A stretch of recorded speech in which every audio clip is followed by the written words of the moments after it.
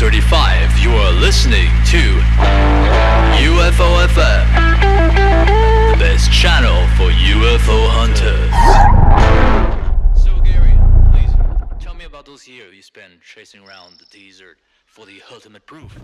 Oh yeah.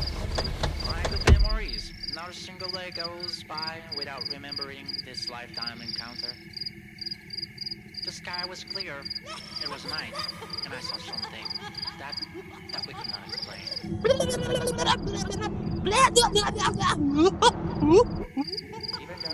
Even though I was